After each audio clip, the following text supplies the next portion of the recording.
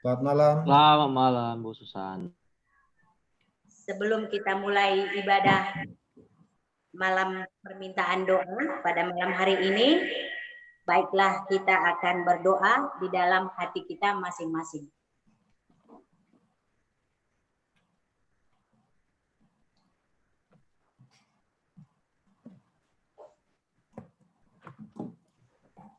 Sebelum kita melakukan firman Tuhan, mari kita buka lagu untuk Tuhan. Lagu Tuhan nomor 273. Buka. 273 dengan lonceng surga ayat 1 sampai 3.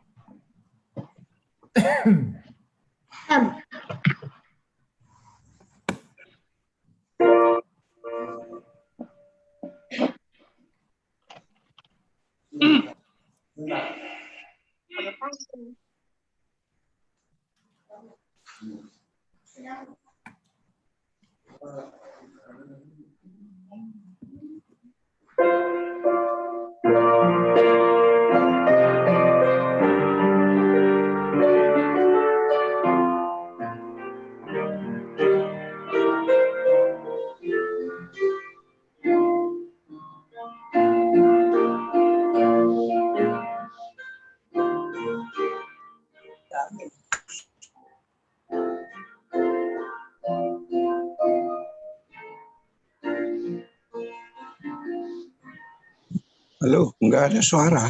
Dengar lonceng surga.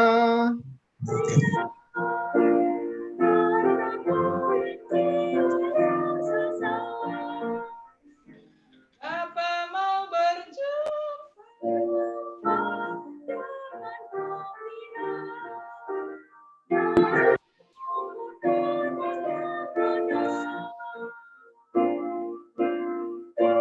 Puji Tuhan, malaikat menyanyi.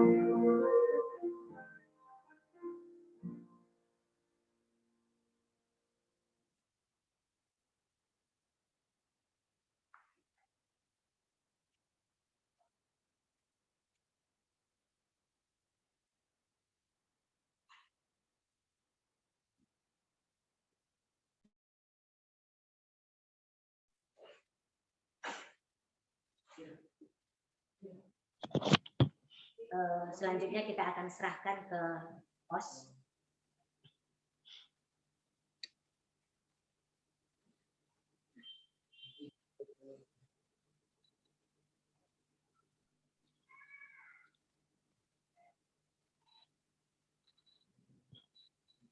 Oke.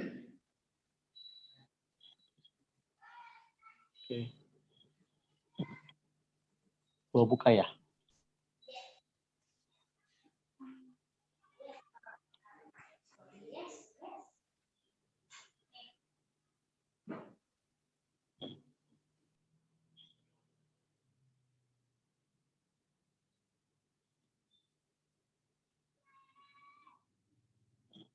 Bu Susan.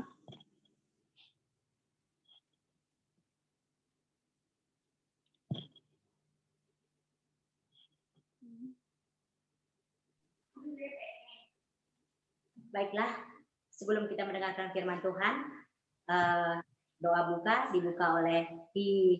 dipimpin oleh Pak. Baik, Bapak Ibu semua, anggota jemaat, marilah kita satukan hati kita berdoa.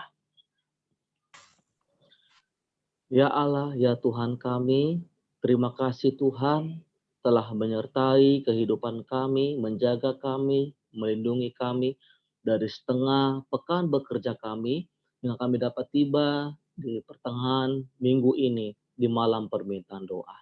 Ya Tuhan, terima kasih Tuhan sudah memberkati anggota jemaat Ciracas cabang yang sudah bergabung dengan Zoom ini.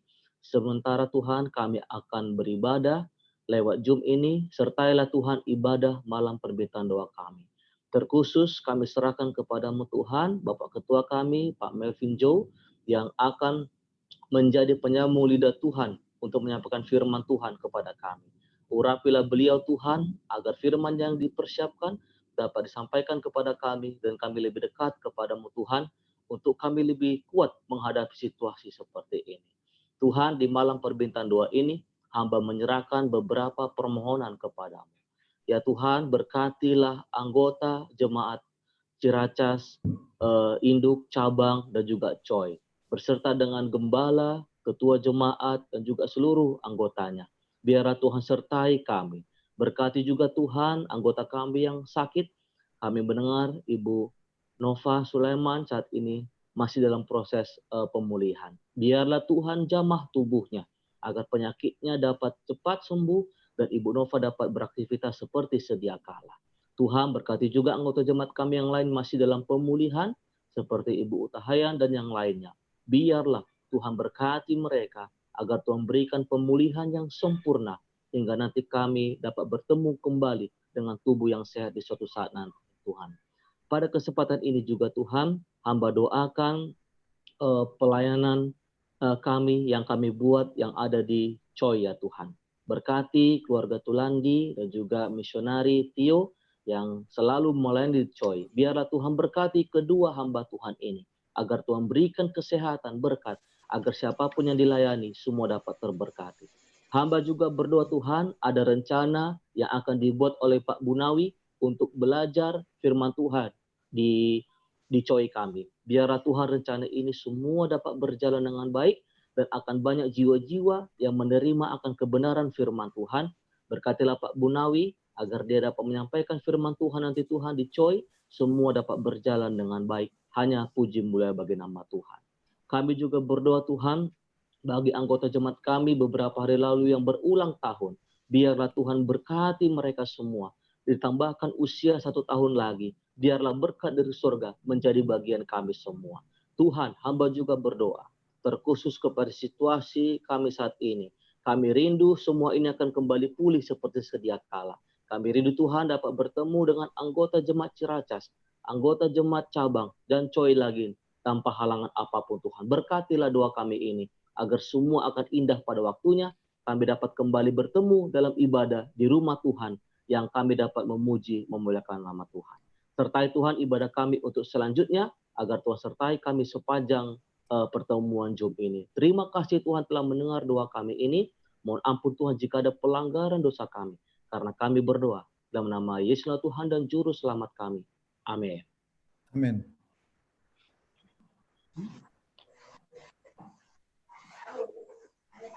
Baiklah, sekarang kita waktunya mendengarkan firman Tuhan yang dibawakan oleh Pak Melvin.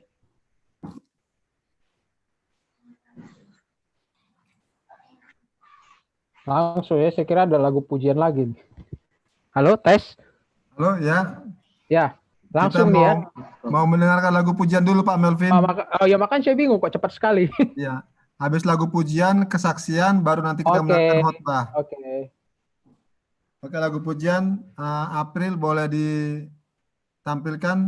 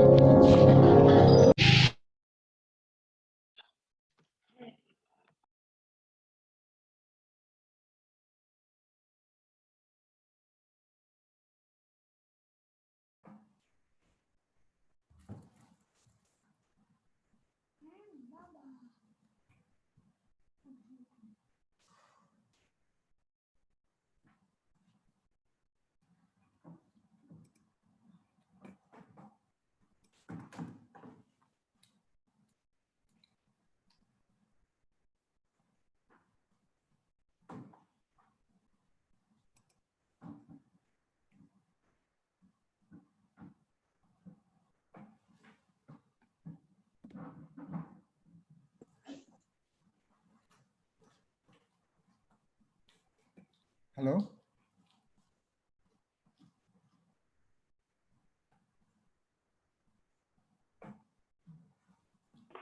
Kami persilakan kepada Ibu Sima untuk boleh memberikan kesaksiannya.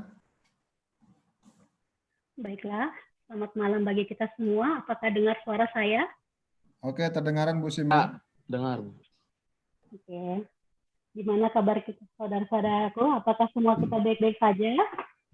Ya, Ya, puji inilah Tuhan. doa dan harapan kita semua ya. Saudara-saudara, malam ini saya ingin memberikan sedikit kesaksian ya. Di mana Tuhan selalu campur tangan dalam kehidupan keluarga kami, khususnya kepada saya. Saudara-saudara tahu bahwa saya selama ini makan ataupun kehidupan saya hanya mengharapkan penghasilan dari kantin. Tapi semenjak pandemik ini, saudara tahu kantin juga tutup. Tapi walaupun begitu, saya tidak pernah khawatir. Saya dengan apa yang mau saya makan dan anak-anak saya makan. Karena apa? Saya percaya Tuhan cukupkan segala kebutuhan saya. Dan puji Tuhan, sampai saat ini kami tidak pernah kelaparan. Tuhan itu baik. Dia tahu akan segala kebutuhan kita. Satu lagi yang mau saya saksikan adalah seminggu yang lalu saya sakit. Semua tulang-tulang saya sakit sekali. Saya tidak bisa ngapa-ngapain. Mau ngapa-ngapain itu kayak rasanya susah sekali. Mau aktivitas saya nggak bisa. Tapi saya selalu berdoa dan saya percaya Tuhan akan sembuhkan saya. Saya berobat ke klinik dekat rumah saya dan katanya saya radang tulang. Puji Tuhan, saya sekarang sudah sembuh dan saya sudah bisa beraktivitas seperti semula. Saudara-saudara, tolong doakan saya dan anak-anak supaya sehat selalu. Karena kesehatan itu mahal harganya ya. Walaupun kita tahu di luar sana masih banyak yang ya. Jadi Kita tahu bahwa saudara-saudara kita di sana juga banyak yang lebih menderita lagi. Tapi kita percaya Tuhan akan tetap melindungi dan menjaga kita. Mungkin inilah kesaksian sedikit yang bisa saya bagikan. Kiranya Tuhan memberkati kita semua. Oke Bu Sima, terima kasih banyak. Tuhan berkati, tetap jaga kesehatan, kita akan tetap doakan. Baik saudara-saudara, kita akan sama-sama mendengarkan firman Tuhan oleh Bapak Melvin Zio. Kami persilakan Pak Melvin.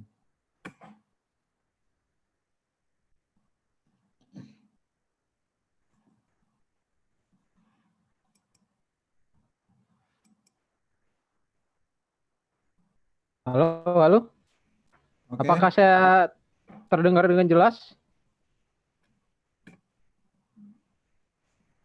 Oke, lanjutkan. Jelas ya? Oke, lanjutkan. Baik. Selamat malam bagi kita semuanya. Selamat malam. Saya sudah cukup lama merasa kita tidak berbakti di gereja ya. Saya yakin kita semuanya sudah cukup boleh dibilang bosan juga di rumah karena berbaktinya 4 minggu seperti ini ya.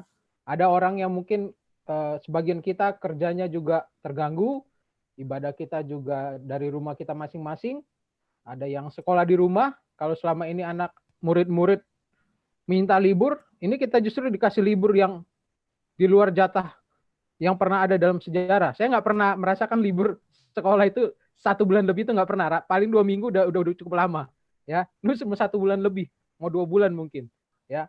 Dan justru kita merasakan bahwa sebenarnya sekolah itu menyenangkan harusnya. Libur ini yang justru sebenarnya membuat kita agak kurang menyenangkan kalau terlalu banyak, ya. Nah, saya diminta untuk membawakan firman Tuhan pada malam hari ini, dan saya kebetulan memang ini adalah topik yang menurut saya cukup menguatkan saya. Jadi saya ingin sharing dan bagikan kepada kita semuanya. Sebelumnya mungkin kalau tadi saya memperhatikan di grup WhatsApp, saya sudah bagikan beberapa referensi bahan yang untuk kita baca. Saya sih berharap bisa dibaca sebelum acara Rabu malam. Jadi setidaknya di sini kita hanya melanjutkan summary dan mendalami lebih dalam lagi ya. Jadi dari bahan-bahan yang tadi saya sudah sharing, terutama ada buku dari Ministry of Healing bab 40 ya. Namun sebelum kita mempelajari firman Tuhan, saya ingin mengundang kita kembali berdoa bersama-sama. Mari kita tunduk kepala dan kita berdoa.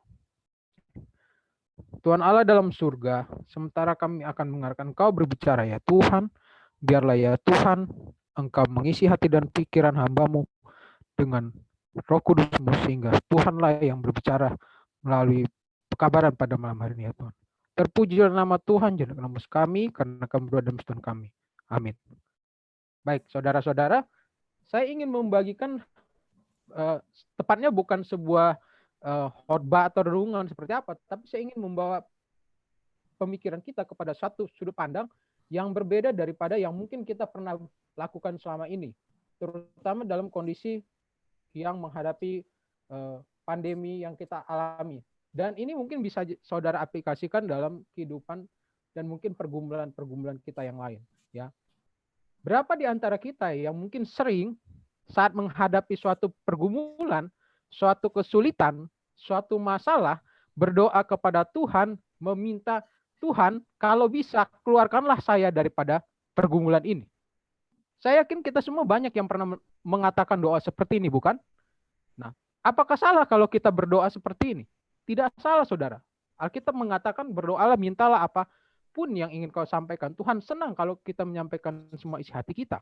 Namun, seringkali, dan kalau kita perhatikan di dalam salah satu ayat yang kita sering menjadi ayat kegemaran kita ada di dalam Mazmur 23, bukan? Mazmur 23 saya yakin kita semuanya sudah hafal. Dari anak-anak banyak yang menghafal. Tuhan adalah gembalaku, tak akan kekurangan aku. Ya, sampai ayat yang terakhir. Namun kita ingat di dalam perikop itu ada ayat keempat.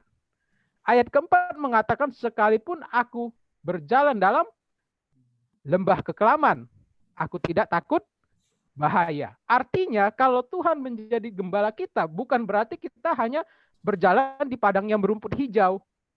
Namun ada kalanya Tuhan mengizinkan kita berjalan di dalam lembah kekelaman.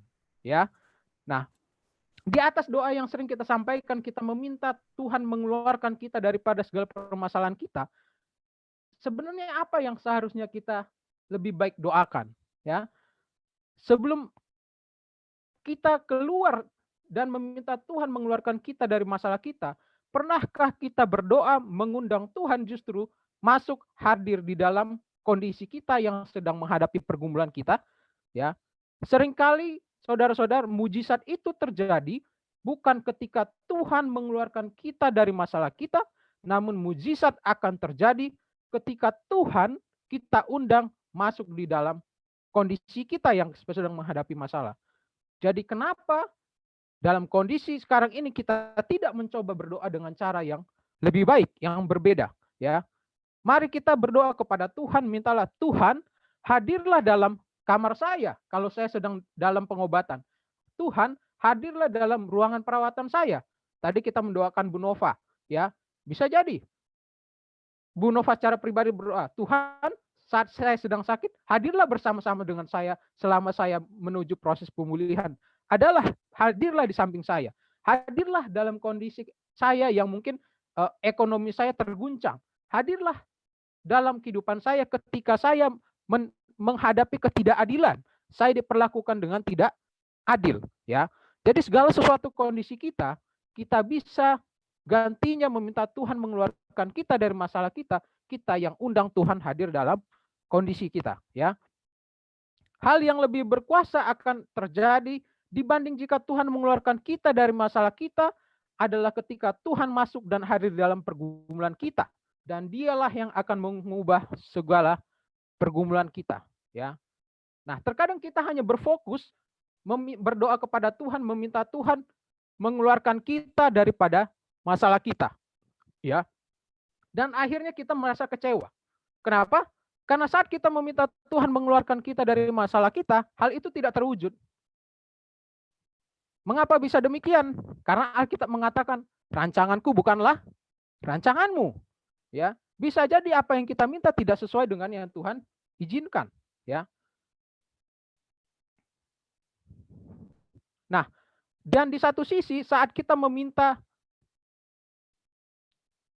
kita dikeluarkan dari segala pergumulan kita, bisa jadi kita sering menghadapi kekecewaan. Kenapa? Karena sebenarnya Tuhan tidak berencana mengeluarkan kita dari masalah kita. Di saat kita menunggu Tuhan mengeluarkan kita dari masalah kita, sebenarnya di satu sisi yang lain, Tuhan sedang menunggu kita mengundang dia hadir. Tuhan sedang menunggu kita mengundang dia masuk ke dalam kondisi kita yang sedang menghadapi masalah. Jadi Tuhan tahu dia tidak ingin mengeluarkan kita dari masalah kita, karena dia sedang tunggu kapan kita menyuruh dia masuk dalam kehidupan kita. Ya, sehingga saling menunggu tidak akan selesai dan akhirnya kita gampang kecewa. Ya. Nah, saat kita mengundang Tuhan hadir dalam permasalahan kita, apa yang perlu kita minta? Seringkali kita katakanlah kita mengundang Tuhan hadir dalam masalah kita. Kita hanya katakan, Tuhan hilangkanlah masalahnya.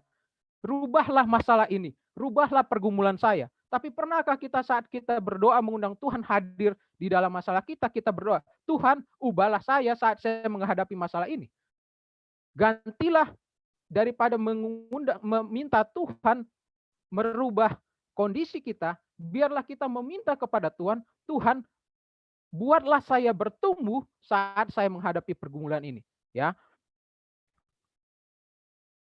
Jika Tuhan mengeluarkan kita selalu dengan mudah dari pergumulan kita ini adalah manusia yang selalu belajar dari pergumulan. Tidak ada anak kecil yang bisa berlari tanpa terjatuh.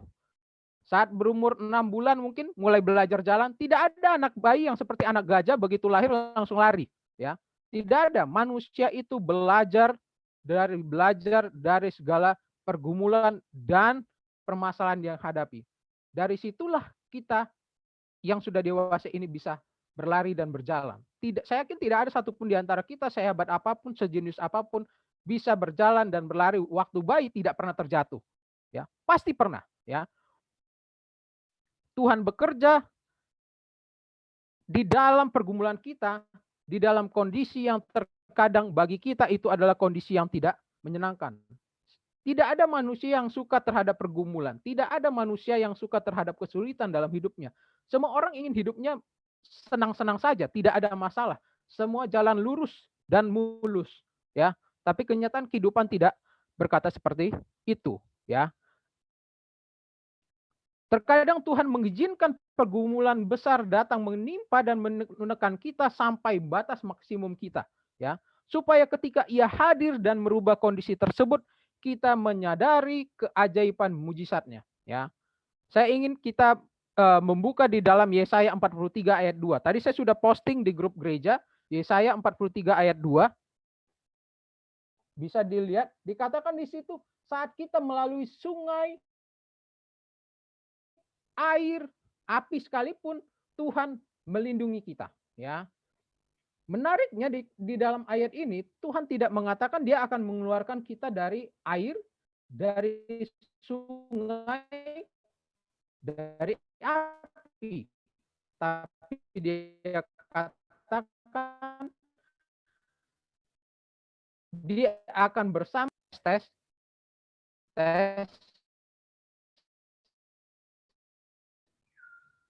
Jelas? Oke, lanjutkan Pak Melvin. Lanjut ya, jelas ya. Oke. Lanjut. Tadi saya lihat di sini unstable, jadi saya takut putus. Oke, yuk, baik, lanjut. Nah, sekarang pertanyaannya, dapatkah kita memaksakan diri kita keluar dari kondisi yang Tuhan izinkan kita melaluinya? Siapakah kita yang ingin melawan kehendak yang Maha Kuasa? Kalau Tuhan memang mengizinkan itu terjadi bagi kita, kita akan tetap menjalaninya, ya. Seperti Yesaya 43 ayat 2 dikatakan Allah berjanji akan menyertai kita.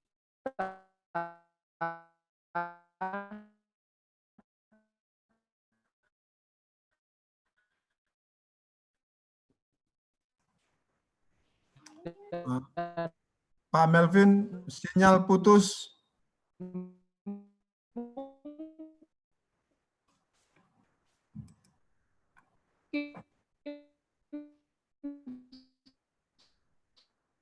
Pak Melvin, boleh di-switch ke handphone?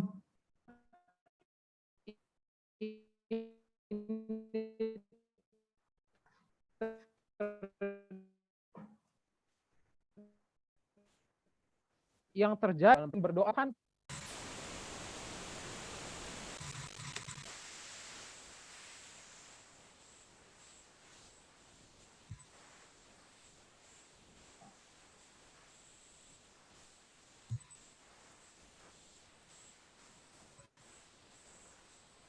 Halo?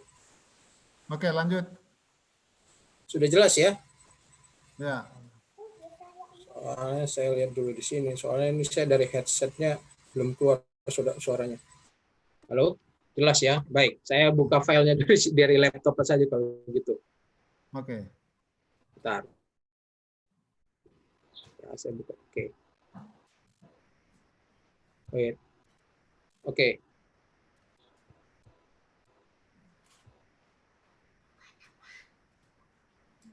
Baik. Jadi sikap yang paling tepat bagi kita adalah,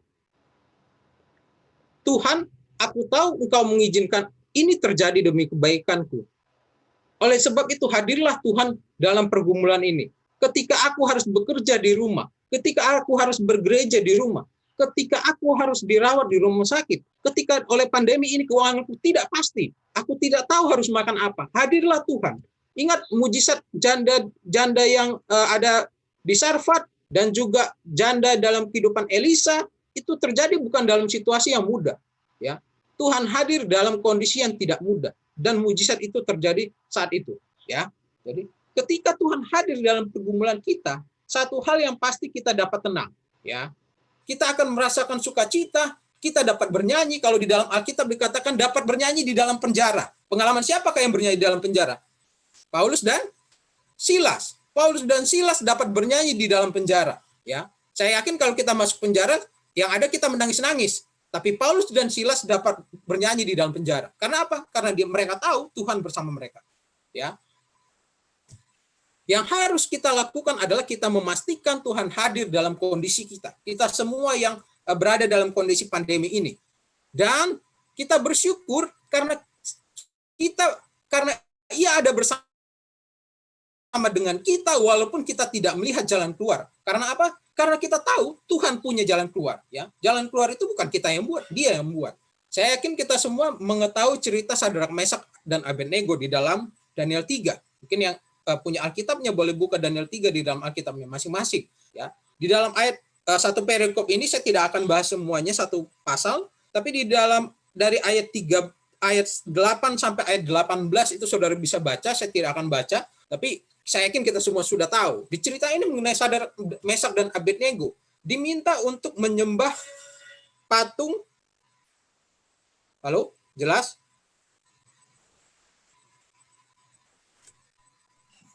Halo? Ya, lanjut Pak Melvin. Lanjut ya. Oke. Jadi diminta untuk menyembah patung buatan Nebukadnezar. Ya. Di antara sekian banyak, mereka 3 orang yang tidak mau menyembah. Ya. Bayangkan,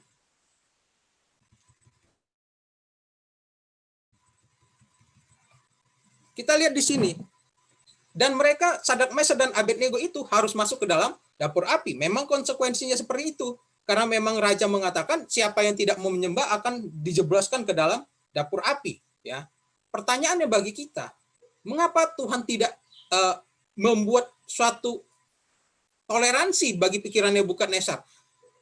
Oh, di antara sekian ribu orang yang mungkin sujud, 3 orang tidak sujud, ya sudahlah, mayoritas sudah sujud. Kenapa Tuhan membiarkan mereka 3 orang ini mendapatkan hukuman itu dan tidak memberikan permisi, izin dari raja, ya udah tolerir aja itu 3 orang nggak apa-apa. Atau istilahnya Tuhan membuat 3 orang itu tiba-tiba menghilang sekejap dari depan raja, ya, sehingga mereka tidak harus masuk ke dalam dapur api, ya. Demikian juga dengan kita. Mengapa Tuhan juga mungkin mengizinkan kita memasuki dalam dapur api pergumulan pandemi ini, ya? Dan kita lihat Sadrak, Mesak, dan Abednego tetap masuk ke dalam dapur api, ya. Berita baiknya adalah Tuhan yang sama yang mengizinkan Sadrak, Mesak, dan Abednego masuk ke dalam dapur api adalah juga Tuhan yang sama yang mampu membuat Sadrak, Mesak, dan Abednego menjadi manusia yang anti api. Ya, jadi saya ulangi sekali lagi, Tuhan yang sama yang mengizinkan Sadrak, Mesak, dan Abednego masuk ke dalam dapur api adalah Tuhan yang sama yang membuat Sadrak, Mesak, dan Abednego menjadi manusia yang anti api. Ya, jadi gantinya Tuhan membuat Sadrak, Mesak, dan Abednego luput dari dapur api, Ia mengizinkan mereka masuk ke dalam dapur api untuk membuktikan bahwa Ia adalah Allah yang mampu membuat manusia masuk ke dalam dapur api, tapi menjadi manusia yang anti api. Ya, itu adalah suatu hal yang luar biasa. Mana yang lebih luar biasa? Apakah luar biasa ketika Tuhan mengizinkan mereka tidak masuk dapur api, atau menjadi lebih luar biasa ketika mereka masuk dapur api tapi tidak terbakar?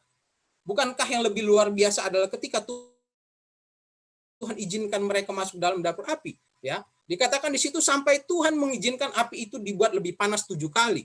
Ya, mengapa harus sampai 7 kali dulu baru mereka masuk? Kenapa enggak begitu api itu nyala langsung masuk? Harus menunggu 7 kali juga baru mereka dimasukkan. Ya, karena Tuhan ingin menunjukkan bahwa kuasanya lebih besar dari api yang mampu dipanaskan manusia, lebih besar dari segala masalah yang mampu diakibatkan Nebukadnezar kepada Sadrak, Mesak, dan Abednego. Tantangan sebesar apapun dari anak Sadrak dan Mesak, Abednego tidak mampu melampaui kuasa Tuhan. Ya, kita harus tahu, saudara-saudara, tidak ada yang dapat merubah rencana Tuhan bagi kita jika Ia hadir dalam pergumulan kita. Kalau Tuhan memang mengizinkan segala sesuatu itu terjadi bagi kita, kita mau keluar pun tidak bisa. Tuhan akan izinkan. Karena apa? Karena sebenarnya kalau kita sadari itu semua diizinkan untuk membuat kita bertumbuh lebih dekat terutama kepadanya. Ya, Kita tidak akan mengetahui dan merasakan kuasanya jika ia tidak mengizinkan kita melalui pergumulan. Ya. Kita tidak akan merasakan kuasa penyembuhannya jika kita tidak pernah terbaring sakit. Ya. Kita tidak akan pernah merasakan ia begitu banyak mencurahkan berkat jika kita tidak pernah merasakan kekurangan dan keterpurukan. Ya. Mungkin selama ini kita katakan, oh saya bekerja dengan begitu baik, pendapatan saya stabil, apa yang saya dapatkan luar biasa itu adalah jeripayah saya. Kita tidak merasakan bahwa itu adalah pemberian Tuhan. Ketika semuanya hilang, ada penurunan, kita baru merasa, oh ternyata itu terjadi dalam kehidupan kita karena izin Tuhan. Ketika kita sakit, kita menyadari, oh ternyata berkat kesehatan yang Tuhan berikan itu begitu luar biasa. Ya. Ketika Nebukadnezar dalam cerita Sadrak, Mesak, dan Abednego diizinkan memanaskan dapur api itu menjadi 7 kali, itu semua ada dalam kendali Tuhan. Ya. Jadi dari cerita ini apa yang bisa kita dapatkan ketika Nebukadnezar diizinkan memanaskan dapur api itu 7 kali? Dalam cerita ini, hal yang bisa kita dapatkan adalah Tuhan tidak hanya memegang kendali dalam kehidupan kita, tapi Tuhan yang sama memegang kendali juga terhadap musuh-musuh kita dan permasalahan-permasalahan kita. Ya. Tuhan tidak pernah lepas kendali dalam kehidupan kita maupun apapun yang terjadi dalam kehidupan kita. Baik orang yang menentang kita maupun mungkin dikatakan Sadrak, Mesak, dan Abednego musuh-musuh Nebukadnezar, musuh Sadrak, Mesak, dan Abednego pada saat itu, ya, yang menyebabkan mereka masuk ke dalam dapur api. Ya. Jadi saudara-saudara, gantinya kita mengeluh dalam menghadapi pergumulan kita, marilah kita mengundang Tuhan hadir dalam pergumulan kita. Ketika ia ada dalam kehidupan kita, tidak ada yang sanggup menjatuhkan kita karena kuasanya begitu luar biasa. Ya. Ketika Sadrak, Mesak, dan Abednego diizinkan masuk ke dalam dapur api, satu-satunya yang terbakar dalam dari apa yang mereka ketika mereka masuk. Jadi kalau kita lihat di dalam perikop ini dikatakan ketika Sadrak, dan Mesak, dan Abednego masuk ke dalam dapur api, mereka diikat sampai terjatuh. Jadi saya bisa bayangkan mungkin itu tangan diikat ke belakang kemudian didorong, ya, sehingga mereka terjerembab di bawah. Ya. Kemudian saat api itu menyala, Nebukadnezar melihat, loh, kok ada 4 orang yang berjalan-jalan, ya. Logikanya satu hal yang terbakar dari segala sesuatu sesudah mereka keluar, Nebukadnezar tidak melihat ada terbakar pakaiannya Sadrak, Mesak, dan Abednego, tidak melihat tubuh mereka terbakar, tidak ada kulit mereka yang terbakar, dan satu-satunya yang terbakar adalah tali yang mengikat mereka. Ya. Jadi dalam segala pergumulan kita yang Tuhan izinkan kepada kita, itu tidak akan membuat kita hancur lebur kalau kita mengundang Tuhan ada bersama dengan kita. Ya. Satu-satunya yang hilang adalah tali pengikat dalam kehidupan kita. Apakah itu tali pengikat dalam kehidupan kita? Tali pengikat itu bisa jadi adalah keraguan-raguan, ketidakpercayaan, iman yang suam-suam kuku, dan segala suatu hal-hal negatif yang bisa menggoncang kehidupan kerohanian kita. Ya. Seperti halnya Sadrak, Mesak, dan Abednego diizinkan masuk dapur api karena rencana Tuhan, itu bukan rencana kesengsaraan, bukan rencana penderitaan. Ya. Kelihatannya memang seolah-olah akan terjadi kesengsaraan dan penderitaan. Tapi saat mereka menghadapinya dengan Tuhan hadir, hal itu bukan sesuatu yang membuat mereka menggelepar-gelepar di dalam. Tapi mereka bisa berjalan bersukacita di dalam api yang menyala-nyala itu. Dan Tuhan hadir di dalam pergumulan mereka. Ya. Jadi demikian juga dengan kita, segala suatu pergumulan ini bukan akan menjadi kesengsaraan bagi kita jika kita merasakan Tuhan hadir dalam kehidupan kita. Ya. Satu hal yang perlu kita ingat dan kita camkan seperti pengalaman Sadrak, Mesak, dan Abednego, mungkin saya sebutkan dalam bahasa Inggris. Without a great test, you won't have a great testimony. Without a great battles, we won't see big victories. Artinya, tanpa ada ujian yang besar, engkau tidak akan mempunyai kesaksian yang hidup. Ya, tidak akan ada kesaksian yang besar. Tanpa ada peperangan, pertarungan yang hebat, kita tidak akan melihat kemenangan yang besar. Ya, jadi dalam kehidupan kita, ketika segala suatu pergumulan itu datang bagi kita, kita undang Tuhan karena itu akan membuat kita bertumbuh, ya. Berikutnya di dalam Daniel 3 ayat 18, suatu statement yang luar biasa yang dikatakan oleh Sadrak, Mesak, dan Abednego adalah, walaupun Tuhan tidak meluputkan kami daripada tangan raja, artinya kalaupun kami masuk ke dalam dapur api itu dan mati, itu tidak akan merubah pendirian kami, ya. Artinya adalah jika Tuhan menyelamatkan saya dari dapur api ini, saya akan tetap memujinya, ya. Namun sekalipun itu tidak terjadi, statement Sadrak dan Mesak dan Abednego mengisyaratkan bahwa mereka tetap bersyukur dan menerima hal tersebut, ya. Dalam kehidupan kita, kenyataan yang sering terjadi adalah sebaliknya, ya. Kita sering berdoa kepada Tuhan, Tuhan lakukan ini dan itu segala macam. Kalau dalam bahasa iklannya itu ada istilahnya beli satu gratis satu. Di ujungnya ada tanda bintang, ya. Apakah arti tanda bintang itu? Biasanya tulisannya kecil. Syarat dan ketentuan berlaku, ya. Halo?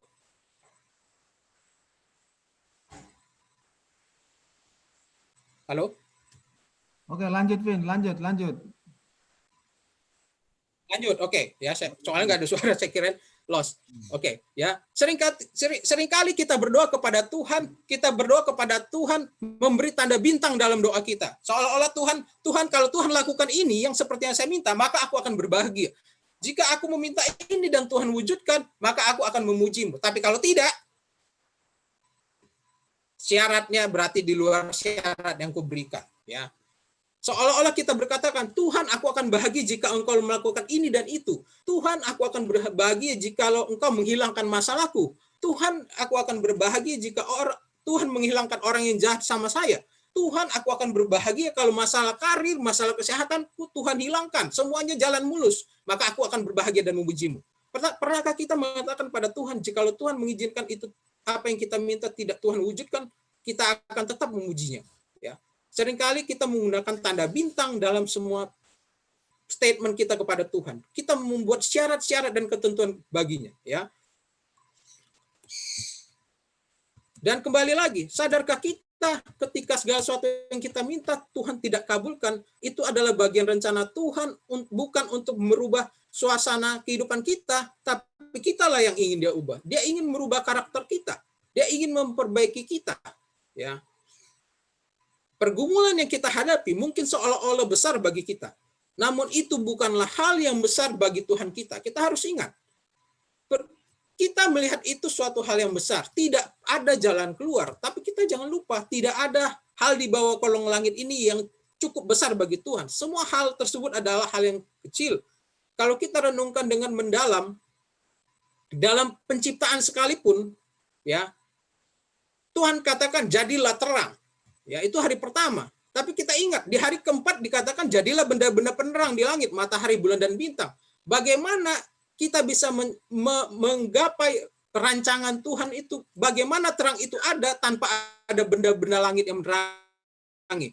Ya, itu adalah sesuatu hal yang luar biasa. Dan itu bukan hal yang mustahil bagi Tuhan. Menurut kita sesuatu, bagaimana ya? Kita berpikir aja kita jelimet. Tapi Tuhan bisa lakukan itu. Ya. Kita sekarang menghadapi pandemi ini, ya, seperti Sadrak, Mesak, dan Abednego sedang menghadapi dapur api. Ya, banyak orang yang mungkin ya terkena virusnya, banyak orang mungkin terdampak secara finansial. Kalau di berita dikatakan bisa sampai bulan Desember, ya. Jadi hal ini bukan sesuatu yang harus kita keluhkan kepada Tuhan, karena itu diizinkan Tuhan terjadi, ya. Marilah kita mengundang Tuhan hadir di dalam pandemi ini. Pernahkah kita berpikir bahwa di pandemi ini kita bersyukur kepadanya? Apa yang bisa saudara syukurkan kepada Tuhan dari pandemi ini? Kalau saya, banyak hal yang bisa saya syukurkan kepadanya. Begitu banyak hal-hal yang selama ini tidak saya bayangkan terjadi dalam kehidupan saya. Ya, sesuatu hal di balik pandemi ini menjadi berkat kalau kita syukuri, kita rasakan bersama dengan Tuhan. Hal-hal di dalam ini semua menjadi kebaikan bagi kita, merubah kepribadian kita, merubah karakter kita, merubah sikap kita yang selama ini keliru, merubah cara berpikir kita. Ya, semua itu Tuhan lakukan ingin merubah kita, terutama mempersiapkan diri menjelang kedatangannya. Kita mengatakan Tuhan segera datang, Tuhan segera datang. Tapi kalau tidak ada hal yang bisa merubah kita, kita akan begitu saja jalan di tempat. Ya, bisa jadi pandemi ini adalah cara Tuhan merubah umat-umatnya untuk semakin setia kepadanya. Ya, demikian juga hal kita.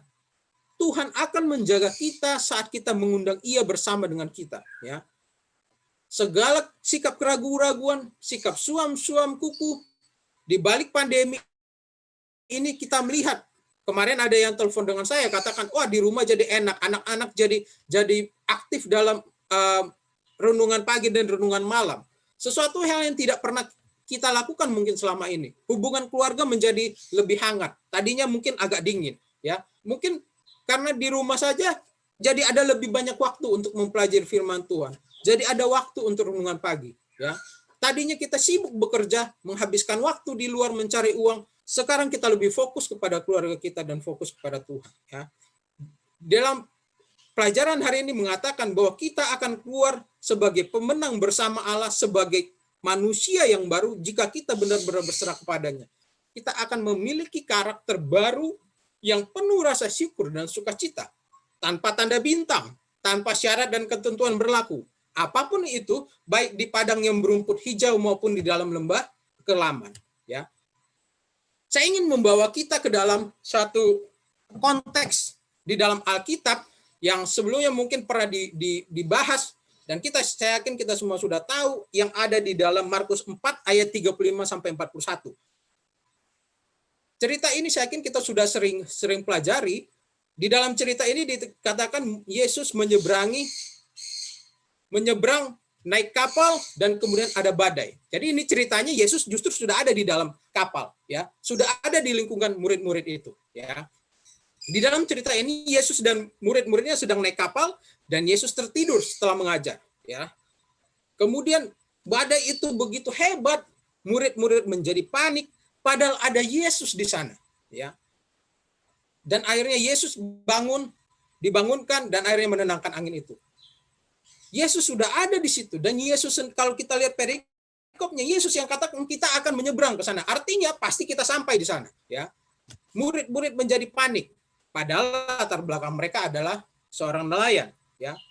Mereka panik dan mereka lupa akan kuasa Yesus. Mereka sudah melihat begitu banyak keajaiban, begitu banyak mujizat Yesus, tetapi mereka lupa, ya. Dan Yesus bangun dan menenangkan angin itu.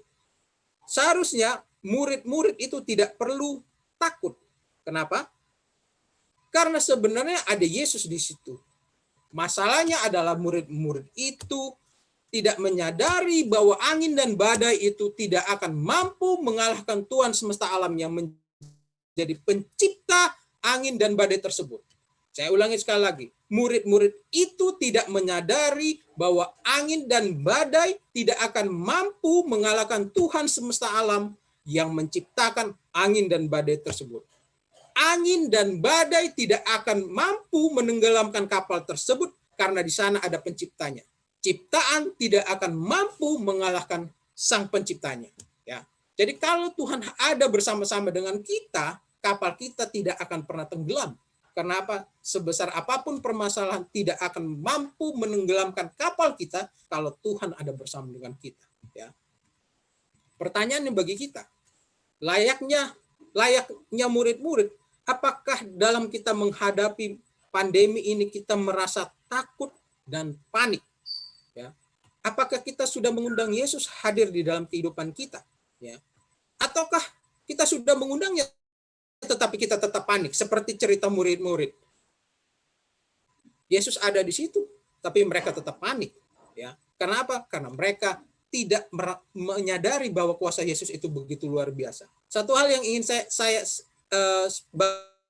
bagikan bagi kita dan kita renungkan adalah terkadang bagi kita masalah pandemi ini membuat kita tidak bisa bergereja, ya. Mungkin kelihatannya penyakit dan virus ini membuat kerohanian kita seolah-olah mati, ya. Sepertinya kalau misalnya kita katakan virus ini Tuhan izinkan terjadi dan ini di setan yang berikan, maka setan seolah-olah menang karena gereja ditutup, tidak ada orang yang berbakti. Tapi sadarkah kita di balik pandemi ini Tuhan merubah. Saya nggak tahu berapa keluarga di dalam gereja kita, bisa jadi mungkin ada sekitar 100 sampai 150 keluarga, 10 rumah menjadi gereja yang baru, yang kecil. Ya. Jadi Tuhan tidak pernah mempunyai rencana yang istilah bisa dikalahkan oleh siapapun di dalam alam semesta ini. Tuhan bisa membalikkan sesuatu bencana menjadi suatu sukacita, suatu berkat yang tidak pernah terjadi sebelumnya. Saya yakin banyak orang senang kalau di rumahnya diadakan kebaktian. Ya, seringkali kalau ada acara, wah ke rumah saya, ke rumah saya. Dan di sini Tuhan jadikan rumah kita selalu setiap Sabat menjadi gereja yang kecil. Ya, ini adalah momen yang harus kita syukuri, bahwa Tuhan akan bersama dengan kita, menuntun kita, menguatkan kita, apapun yang terjadi, baik secara kerohanian kita, baik secara finansial kita menyerahkan kepadanya segala sesuatu dalam kehidupan kita. Pertanyaannya kembali bagi kita adalah, sudahkah kita mengundang Yesus hadir bersama kita saat kita menghadapi permasalahan kehidupan ini? Ketika virus ini ada di mana-mana, ketika penyakit bisa jadi menimpa kita, ketika mungkin ada yang sudah diizinkan sakit, ketika secara finansial kita terguncang, ya, sudahkah kita pastikan Tuhan hadir dalam kehidupan kita dan memberikan kepada kita kekuatan yang baru untuk mengubah kita? Karena apa? Karena bisa jadi pandemi ini terjadi, masalah ini terjadi, dan Tuhan izinkan bukan untuk mengacaukan segala sesuatunya, tapi untuk merubah umat-umatnya semakin dekat kepadanya. Ya, biarlah firman Tuhan pada malam hari ini dapat menjadi kekuatan iman kita. Kita meyakini, mengundang Tuhan, memastikan Tuhan kita undang benar-benar hadir dalam kehidupan kita. Gantinya kita meminta Tuhan mengeluarkan kita dari bencana ini. Tuhan, hadirlah bersama dengan saya ketika saya menghadapi lembah kekelaman ini, ketika saya menghadapi pandemi ini, ketika keuangan saya tidak jelas, ketika segala sesuatu masalah dalam kehidupan saya kelihatannya gelap, tidak ada jalan keluar. Ketika Dia hadir, maka akan ada jalan keluar dalam kehidupan kita. Mungkin sekian dari saya, dan Tuhan memberkati.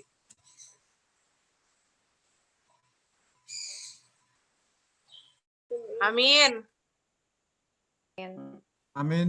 Terima kasih banyak Bapak Melvin Jo yang sudah membagikan firman Tuhan pada malam hari ini. Kiranya kita boleh terberkati dengan renungan yang sudah disampaikan. Baiklah saudara-saudara, kita akan menutup akan ibadah kita, dan kita langsung masuk dalam doa penutup yang akan disampaikan oleh Bapak Pendeta P. Sihombing. Kami persilakan Bapak Pendeta Sihombing boleh memimpin untuk doa penutup acara kita pada malam hari ini.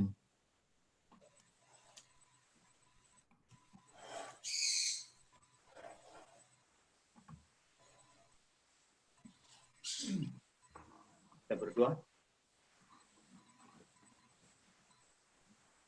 Bapa yang bersemayam dalam sorga, Allah yang baik, kami berterima kasih di malam hari ini, di malam permintaan doa.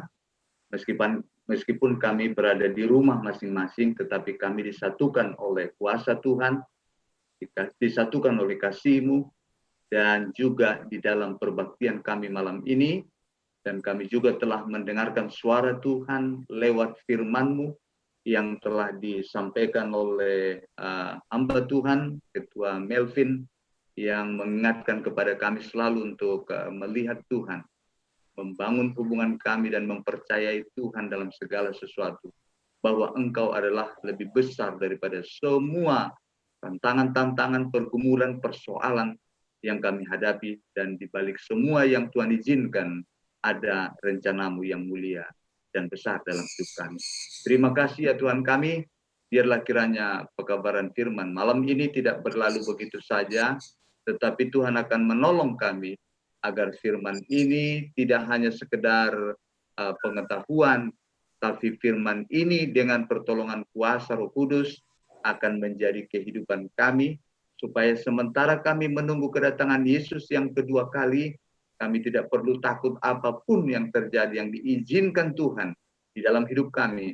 Oleh karena bersama dengan Yesus, kami akan menang, dan rencana-Mu akan terjadi di dalam kehidupan kami. Terima kasih ya Tuhan kami, berkatilah Bapak Melvin ini dalam rumah tangga, berkati juga anak yang Tuhan karuniakan di tengah-tengah kehidupan mereka. Tuhan berkati juga pelayanannya sebagai pelayan Tuhan, tua jemaat, dan demikian juga usaha yang digeluti setiap hari.